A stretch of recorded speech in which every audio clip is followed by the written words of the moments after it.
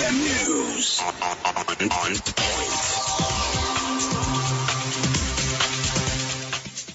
News on XFM. I'm Chris Tim. General Henry Tomoko has expressed dissatisfaction over the police's continued disruption of his campaign rallies.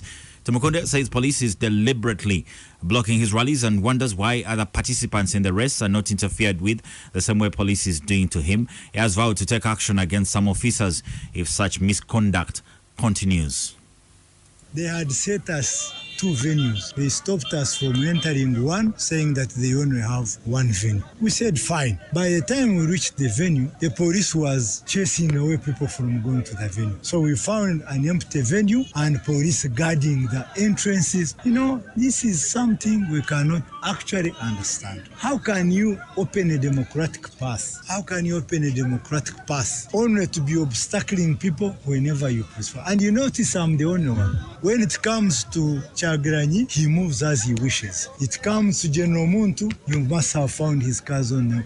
I keep wondering, why me? I can't understand. So I have registered the name of the officer and we are going to raise a very, very serious matter about what we think is the obstacling of this election.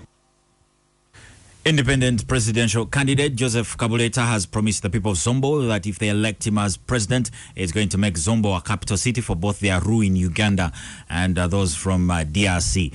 Kabuleta made the remarks while addressing his supporters in Achua village, Paida sub-county, Zombo district, that's in West Nile. He says the districts bordering Congo can easily do meaningful trade in the area to boost the economic development of the country, since trade is the center of attraction for people from both countries.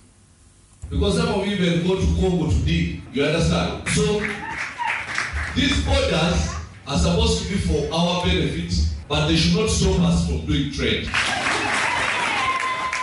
Now we want to make Zombo into a capital for all the Aru in Congo and in Uganda. The mayor of Nakawa Division, Engineer Ronald Balimwezo, has expressed dissatisfaction over the 200 people to be allowed in a political rally by the Electoral Commission ahead of the 2021 general elections. Balimwezo is vying for the seat of Member of Parliament for the newly created constituency of Nakawa East in the 2021 general elections. Balimwezo says that as a politician, he needs more clarity from the Ugandan EC on how best he can implement the directive of not exceeding a total of 200 people. I want the Electoral Commission to tell us how we can implement the 200 people being on our rallies, because it's quite hard. Campaigns, all rally is like one going to introduce a woman. So we want to know the methodology. The Electoral Commission is going to help us implement the 200 supporters on the rally. It is impossible, and I want to inform the Electoral Commission we are not yet to accept that method of operation during our campaign.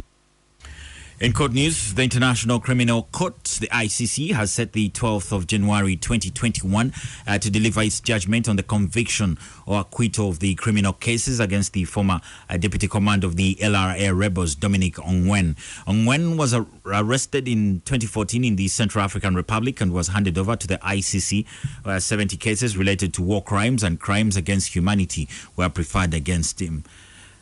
During the trial, the prosecutor brought 69 witnesses who testified against Ongwen, whereas the defense presented 54 witnesses. In sports, Uganda Cranes captain Dennis Onyango has hailed the young and talented Cranes players that played in yesterday's 1-0 win against South Sudan in the 2021 Africa Cup of Nations qualifier game at St. Mary's Stadium, Chitende.